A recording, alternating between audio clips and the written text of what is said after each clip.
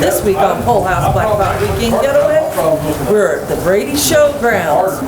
Also, we're going to be giving you a tour of a grist mill called Dick's Mill in southern Cookbook County. What's on the menu? Pineapple upside down cake. So stick around. This is Wade, and I'm Angel, and this is Iris, and we are Whole House Black Pots Weekend Getaways, where we show you all things yummy to cook in cast iron as we visit different places. Well, welcome back to another weekend getaway if you're a regular, or welcome if you're just joining us. Thank you for coming. Today we're actually doing something a little we're different. Doing a weekend getaway. We're over here in along I-70 at the Missouri River Valley Steam Engine Association grounds. They're called Brady Showgrounds. We've done a couple of videos here in the past, but today we're just getting together with the rest of our members, doing a little cookout, not doing hardly any much work day. We're cooking a recipe that we've kind of done before. Yep. Only was it gooseberry or it's cranberry upside down? Cranberry. We're going to do a pineapple upside down cake. Our contributions for the dessert. The rest of the guys, some of them are doing some grilled chicken and I don't know what all over there. So we're getting ready to start that. We're also going to show you, we've had something donated to our showgrounds. It's kind of interesting. Yes, it is. It's really neat. It's called a grist mill, which was built back in, I think, 1869 in southern part of Cooper County. And some members have made sure that they're working hard to try to get some donations to try to get that moved up here so more people can see it. They're going to relocate it. But we're going to take a tour. So we're going to regroup and we'll show you how we make our pineapple upside down cake. We do like we do many times. We started with a premix and I wrote on there what we needed. And this is basically flour, some sugar, baking powder, and salt. Okay, and then I kind of worked it together. And I didn't bring a mixing bowl, but we've done it before this way. We're actually going to make it in the bag. So we also need to have the wet ingredients, which are egg and vegetable oil. Okay, and the other wet ingredient is evaporated milk, and I forgot the last one, but it's going to be in the recipe, and that is some vanilla. So I did not bring that with us. So it's going to be without vanilla today, but the original recipe that we're going to post down in the description, of course, has vanilla. So. Well, wait a minute. You got to finish getting your Dutch oven ready, right? Yep. Before I get, I'll go ahead and do that before I actually do the mixing of the cake itself. So what do you have in here right now? All right. Let me get this lid here. In here, I started this morning. We did some small pads of butter. There's about a stick and a half of butter. And before that, I put some foil in the Dutch oven, and then I sprayed the outside edge with some cooking spray so that... Is that a whole stick of butter? That's a stick and a half of butter.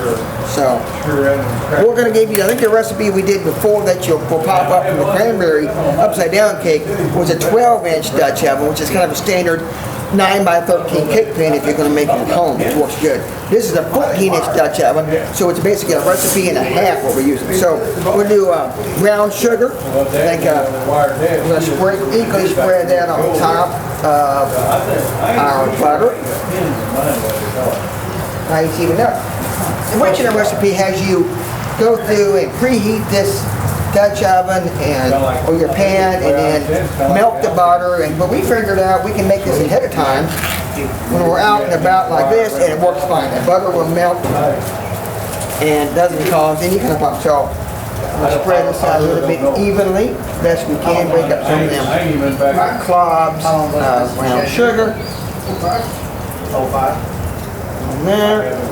I haven't been back since.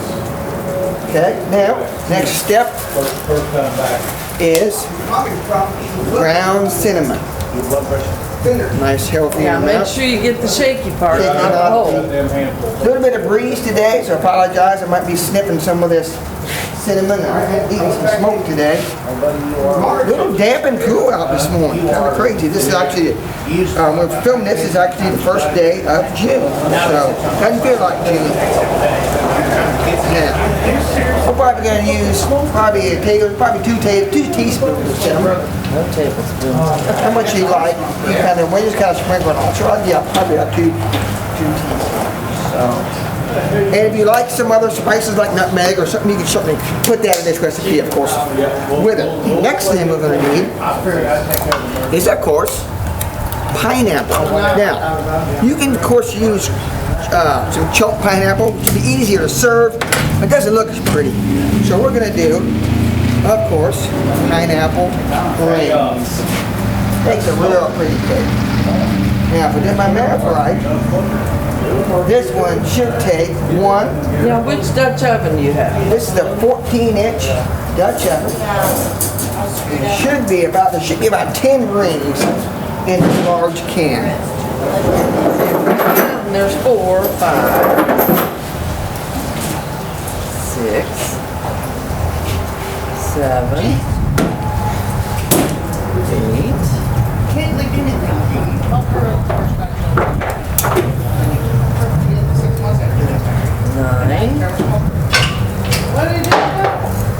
10.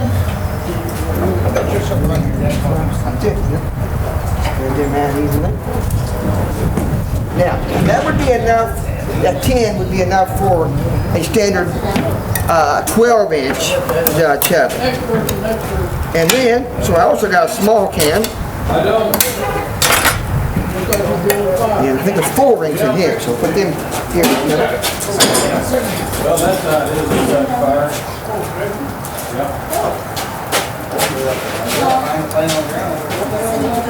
There were. Yeah. We can, of course, stop here, but we're going to do a little bit extra special. We're going to put some machine cheddars in, make it even more special. If I can get them dug out of here, that may be kind of a pain. We'll see how much fun this is going to be here. And we want to put some cherries in it.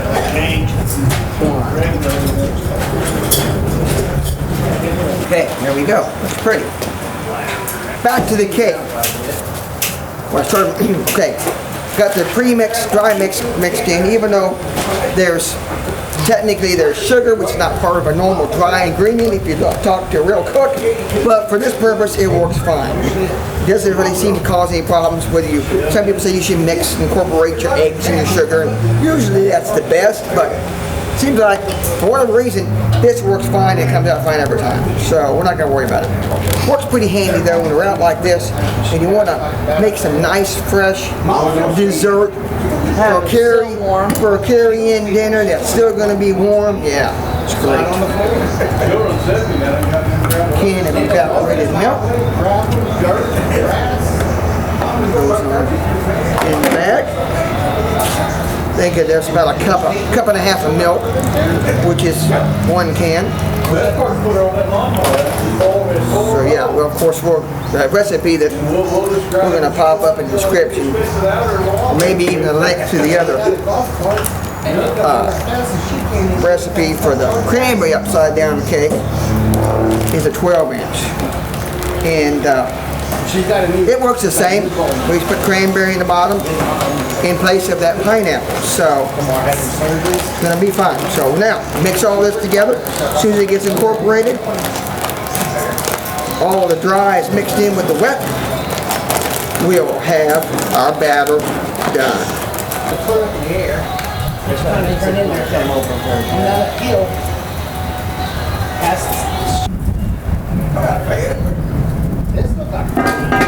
Okay, as you can see here, Angel, it's all mixed up. I laid it down. Had to get most of the air out so you have room to kind of mush it. And once it's all mushed, you can see there, it looks like there's no dry portion, so that should work.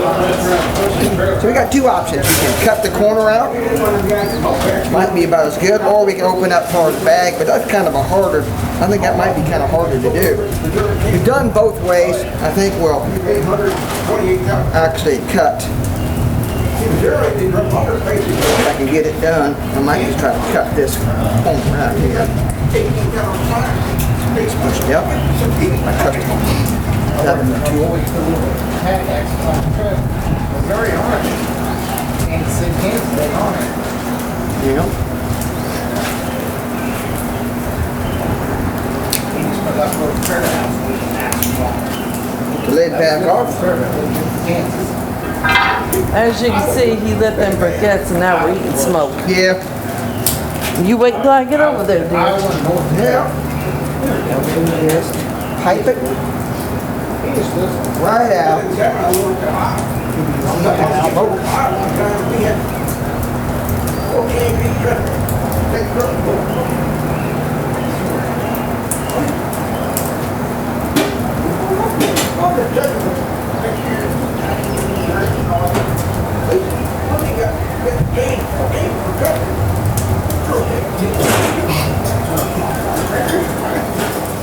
Now, once you get kind of to one point, you gotta kind of take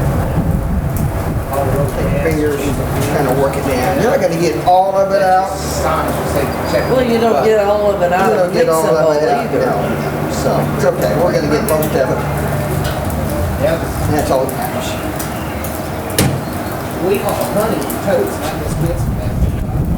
That's what they just have to hang them over there. They will toast. All right. Yeah, That's how it looks. What's that, 3 years old? Anything out of there? Now, that is basically the hard part done. Charcoal's not ready. When it's ready, we'll come back and get this, pat it upside down, take a bacon. Now, here's where we're going to put in the Dick's Mill tour. So, hope you enjoy it. All right, today we're taking a tour of the historic Dick's Mill, which of course is right behind us. These mills spread out throughout the country and in Missouri too, where they would actually do all, people would bring their own grain, harvest it, bring it here, and have it ground and pay for the grinding, and then they take it back home. And the only thing left now is this building and a little schoolhouse. And this was actually the small town of Cotton. Dick's Mill. The building here was originally built in 1868. It was one of the first grist mills around this immediate area. After the Civil War, during Civil War, most of the mills had been burnt. Dick's Mill was originally operated on steam, not water, as many people have thought. It was run by steam off a sunken riverboat steam engine that was salvaged until around 1912, when then they put in a single-cylinder 25-horse gas engine. The mill had fallen in disrepair, was almost collapsed by the early 70s. And a gentleman by the name of Jim Martin in California, Missouri, took on the chore and got the mill kind of salvaged. But now, 50 years later, it's falling back in the same stages and will not last if something's not done with it. So our organization is going to move the mill to the Missouri River Valley Steam Engine Association showgrounds, and we will restore it there and hopefully into operating condition. We hate changing history, but there's not enough interest in it in its location here to keep it alive. To keep something like this alive, you need tourism, you need an organization that can show it, work with it, and that's where we come in. Yes, we hate to move it, but we are going to put it at our grounds, and we're going to put it in a little pioneer village area that we are going to rename Dick's Mill Community in honor of the mill and the community and the people of this area.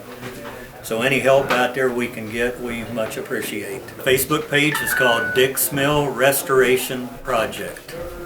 And we have a listing on there for donations. We have our flyers out for donations. Hopes are, after it's set up, we want to have it open during the summer on weekends. We hope that having it on I-70 at our showgrounds will encourage that.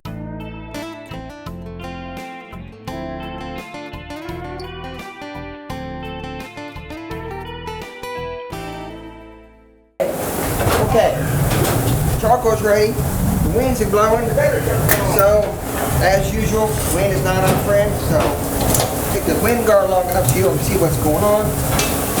See if we get this charcoal started and the wind guard back up. So this is a 14-inch Dutch oven, and we're going to do a regular 350-degree Okay, it'd be 1/3, 2/3. 1/3 on the bottom, of course, 2/3 on top. Around. As always, you put the charcoal around bottom, outside edge only. Put it all in. Try to go slow with it. Get done. Now get in the hot box. I'm gonna rotate. It's about a 30-minute cook time, like a regular cake. So we're gonna do every 10 minutes. We'll be rotating.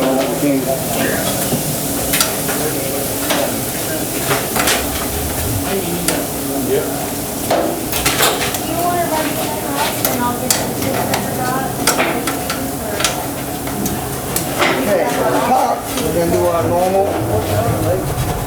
solid ring around the outside with some in the middle. Chipboard. We'll do about 6 charcoal in the center. That'll give us a nice even top cooking. So let these out.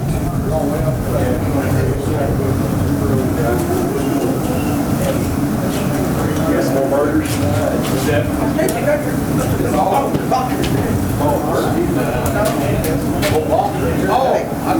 Should be even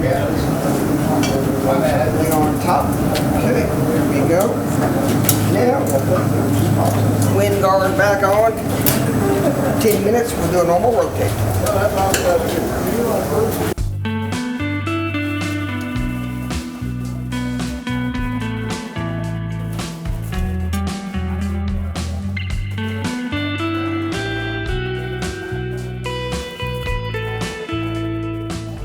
On this channel, we show you yummy, delicious, and interesting things to cook in cast iron, most specifically Dutch ovens. Do you know we have a cookbook? It not only shows you great tips how to use your Dutch ovens, but it gives you our first 2 years of recipes. They're $20 with $6 shipping and handling. You can get those at Pole House Black Pots, P.O. Box 212, Fayette, Missouri 65248, or on Venmo. Yes, in the Venmo, look up Pole House Black Pots on Venmo.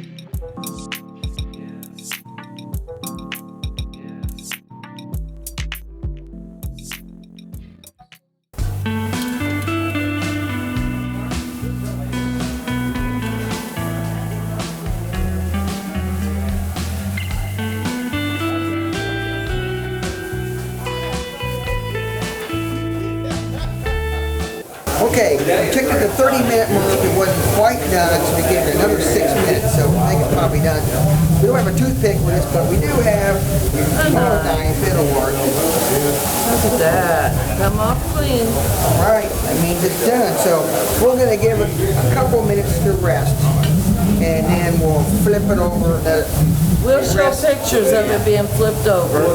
That about does it for this weekend getaway. We hope you liked the video of Dick's Meal.